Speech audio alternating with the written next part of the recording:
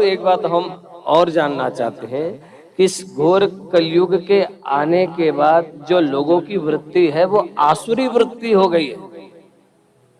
ध्यान से सुनिए, कौन सी वृत्ति?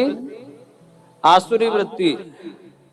पूजन पाठ में मन नहीं लगता, कथा में रुचि नहीं होती, भजन में रुचि नहीं होती, बड़ों का सम्मान नहीं करते, माता पिता की बात नहीं सुनते और बच्चों को प्यार नहीं देते।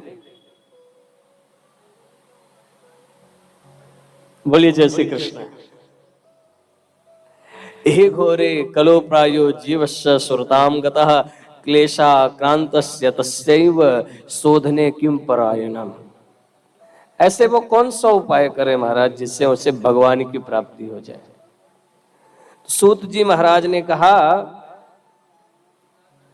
कि भैया देखो, पूरे संसार में सबसे बड़ी कथा है भगवान की कथा। कौन सी कथा? श्रीमद् भागवत कथा। और ये 7 दिन की कथा होती है, इसको श्रवण कर लिया जाए तो आनंद ही आनंद होता है। तो ऋषियों ने प्रश्न किया कि सबसे पहले इस कथा को किसने सुनी? बोले भगवान ने ब्रह्मा जी को सुनाया, ब्रह्मा ने नारद को सुनाया, सनकादिक को सुनाया और नारद जी ने पुनः सनकादिक से सुना। बोले नारद को तो श्राप लगा है कि नारद एक क्षण से ज्यादा कहीं ठहर नहीं सकते। फिर उन्होंने 7 दिन तक बैठ करके कथा कैसे सुनी महाराज? सूत जी महाराज कहते हैं, तुलसी बाबा ने लिखा है क्या? सुमिरत हरि ही श्राप गति बाधी, कि भगवान का नाम स्मरण करने से जो हमारे पाप है वो क्या हो जाते हैं?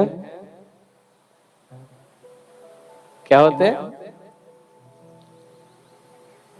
पुण्यम परिवर्तित हो जाते हैं, स्थगित हो जाते हैं।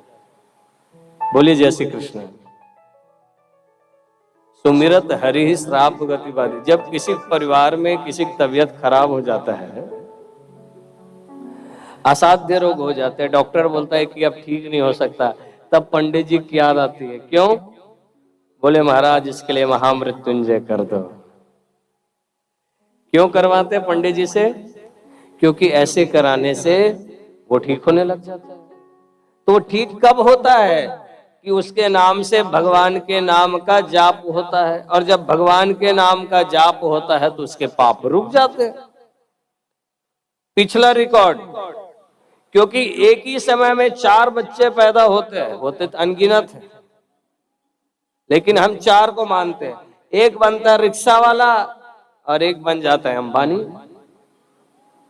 दोनों का टाइम सेम है, दोनों का डेट सेम है, तिथि सेम है, नक्षत्र सेम है, वार सेम है, कोई फर्क है 1 सेकंड का? कुछ भी नहीं।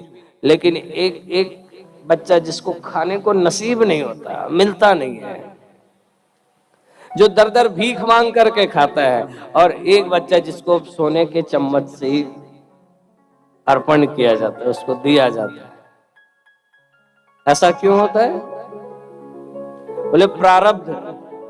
हमने जो पिछले जन्म में कर्म किए हमको उसी का ही प्राप्त होता है। बहुत ध्यान से सुनना। ये 7 दिन की कथा हमारे जीवन में हम जो जो सोचते हैं, जो जो करते हैं, जैसा जैसा विचार आता है, वो सारी बातों को ये कथा हमें बताएगी। बोलिए जय श्री कृष्ण। भाव से बोलिए। तो महाराज, सुमिरत हरि ही श्राप गति बाधी। भगवान ने, नारद जी ने 7 दिन तक एक जगह बैठ करके कथा कैसे सुनी? बोले ये बात तो मैं बताऊंगा, लेकिन इससे पहले एक बात और सुनो। ये कथा देवताओं को भी दुर्लभ है। बोले वो कैसे? बोले राजा परीक्षित को जब श्री सुखदेव जी महाराज ने 7 दिन तक कथा सुनाई, कथा सुनाने से उनकी मोक्ष हो गई।